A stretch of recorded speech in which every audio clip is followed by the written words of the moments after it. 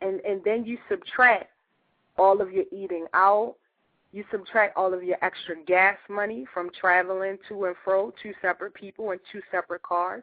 And you also have to subtract things like car payments and maintenance. And then you also want to take a look at the fact that, and this is just, my take on things, you want to look at your total income, and then you want to make your subtractions, because a lot of us don't live within our means. And because we think we make $80,000, we spend $180,000. So when you're looking at that $80,000, and when you're only really bringing home between the two of you, maybe without, after taxes and everything, I'm going to say roughly 65 of real cold, hard cash, nickels, dimes, and pennies.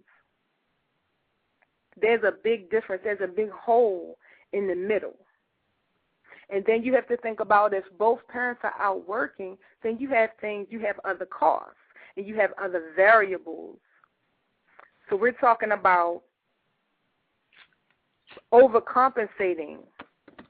Because when I hear about people talking about, well, we got two incomes, so we can go and we can splurge, when it's every move you make is a splurge, then there's something missing.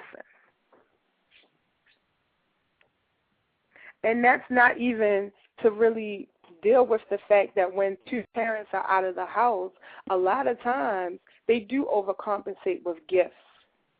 They overcompensate with trinkets, toys, clothes, and shoes. But we need to ask ourselves, well, why? Why do we do that? Because we're not at home. So why do we need every last cable channel?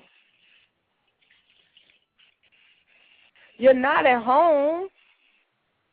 Why do you need the convertible if you're not even, by the time you get home, it's dark outside, and you work every weekend? All right, Miss Devil's Advocate. I just want to know. But then you have to look at it this way. For some people, they crave that lifestyle. They love that lifestyle.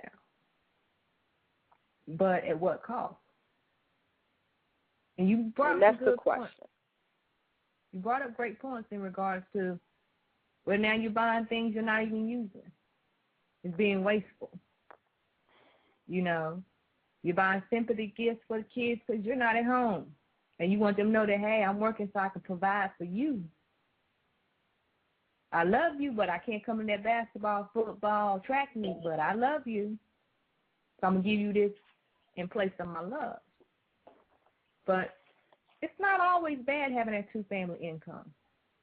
Because, it's some things you got to do. Hey, you want to get a house, you need that two-family income. You can, cut your means for a little bit, and you can save that money and get the house you want. Or the house that your family needs, because, you might need that extra space, or you might need to live in a better neighborhood. So it has its up as well as its down, but that's everything. It's just a matter of finding that balance. Let me see how I want to put this.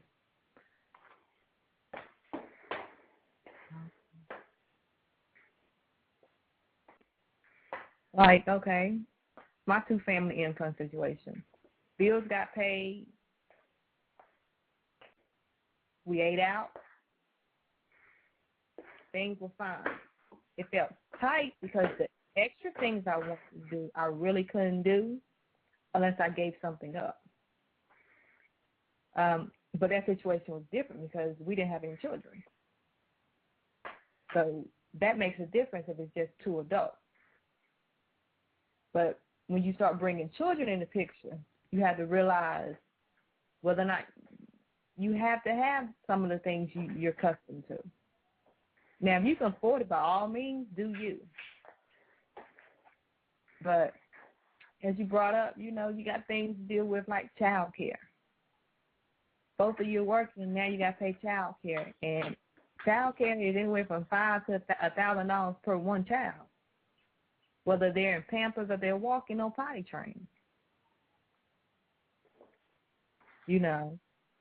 And then it's a thing of whether or not people are even managing their money as well as their time. Well, I'm gonna throw this out there. Now, we have these two incomes, and together they add up. Then once we minus our taxes, that income isn't looking as spiffy as we thought it would. Then when we factor in the little things like eating out, extra driving, coming home late, so of course we're too tired to cook and we're too tired to clean, so maybe we're looking at, instead of, and I have heard this before, instead of cleaning the clothes or taking wherever they have to go to wash them, we're just going to buy some new clothes.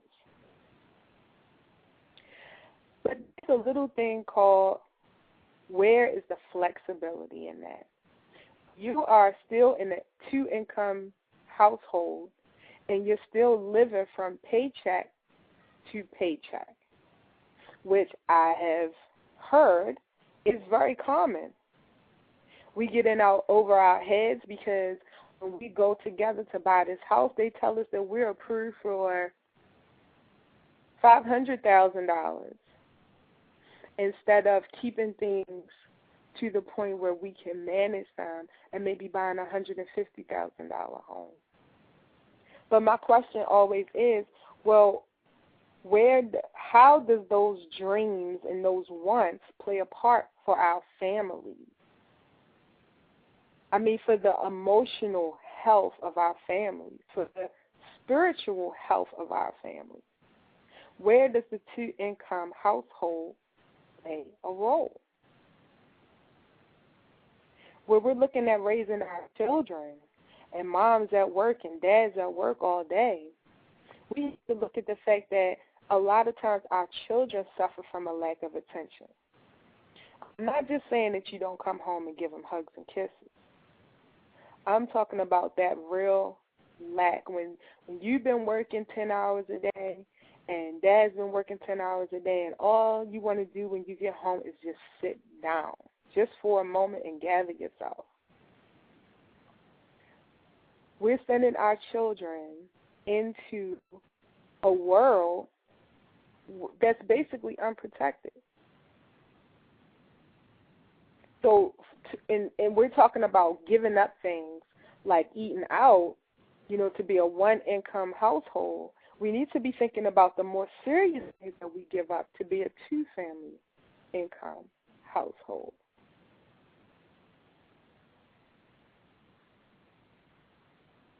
Okay, I understand.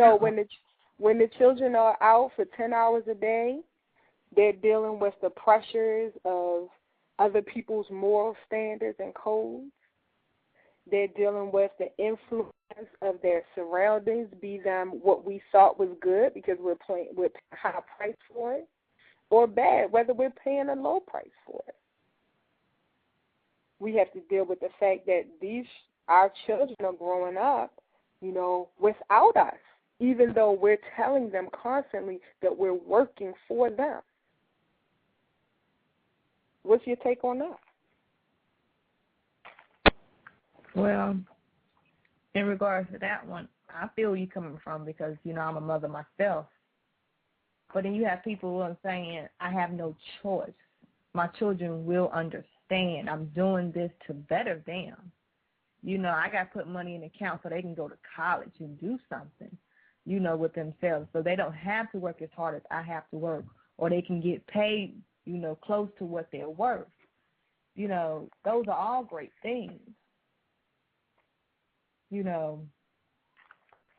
It's a matter of trying to determine, like you said, what's really going to what's going to work or be best for you and your family.